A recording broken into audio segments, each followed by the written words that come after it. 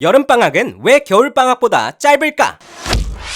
입시덕 후! 방학 즐기고 싶은 후반들은 주제 추천해줘라. 놀, 방, 배울, 학! 일정 기간 동안 수업을 쉬는 기간 바로 방학이죠. 올 여름도 어김없이 방학이 찾아왔습니다. 그런데 여름방학이 올 때마다 이런 생각 한 번씩 해보지 않았나요? 왜 여름방학은 겨울방학보다 짧을까? 똑같은 방학인데 대체 왜? 오늘은 제가 그 궁금증을 풀어주기 위해 열심히 엔진 가동했어요. 부릉부릉! 두 번은 안 들려주니까 잘 들어라. 후! 그래서 여름방학이 얼마나 짧은데?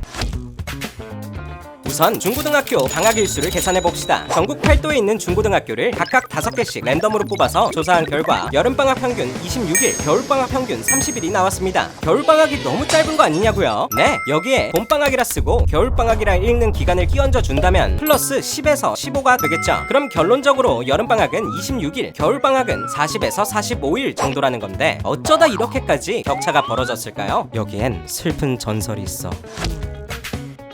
여름방학이 짧은 이유를 찾아보니 우리의 소중한 방학을 반토막낸 유력한 용의자를 찾을 수 있었습니다. 그 주인공은 바로 오일쇼크라는데요. 오일쇼크와 여름방학이 대체 무슨 상관이 있을까 싶죠. 오일쇼크와 여름방학의 정확한 상관관계를 알기 위해선 꽤 많은 시간을 거슬러 올라가야 합니다. 1970년대에 있었던 제4차 중동전쟁 도중 일부 석유 생산 국가에서 석유 생산을 줄이고 원유 가격을 올렸어요. 때문에 석유를 수입해서 쓰던 우리나라가 타격을 받게 됩니다. 정부에선 각 기관과 시민들에게 에너지 절감을 요청했고 당연히 학교에도 해당되는 사항이었어요. 결국 학교에선 겨울방학이 늘어나야 학생들이 학교에 있는 시간이 줄고 겨울 난방 비용도 줄어든다고 판단해 여름방학 일수를 떼어 겨울방학에 붙였고 여름방학은 줄어들 수밖에 없었다고 합니다. 과연 이 이야기가 사실인지 궁금해 교육부에 전화를 걸어봤어요. 교육부 측에선 여름방학이 짧아진 이유가 오일쇼크 때문이냐는 질문에 공식적인 자료에 기재되어 있지는 않지만 시대적인 상황들이 반영됐을 수 있다 라는 답변을 해주셨습니다. 여기까지 들은 친구들은 오일쇼크는 옛날 얘기니까 이제 여름방학 늘릴 수 있잖아요 라고 생각하겠죠.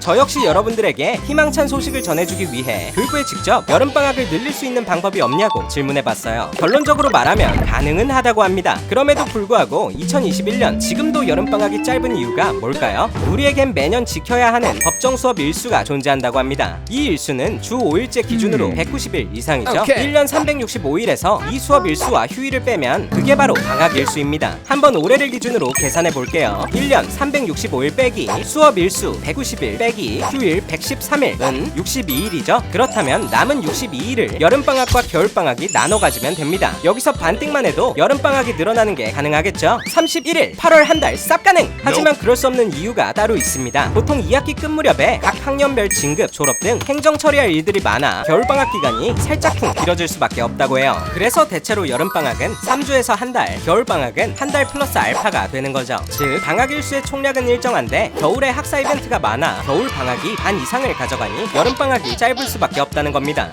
오늘은 여름방학이 짧은 이유와 여름방학을 늘릴 수 없는 이유에 대해 알아봤어요. 어때요? 흥미로웠죠? 다음으로 알고 싶은 주제가 있다면 의견 남겨줘라. 그럼 구독하시고 방학 즐기러 가요 여러분. 빠이! 평소에 학교 생활하면서 진짜 궁금했던 주제나 입시 덕후가 다뤄줬으면 하는 게 있었다면 댓글이나 인스타 DM으로 보내주세요. 제가 빅데이터와 팩트로 무장해 알려드립니다.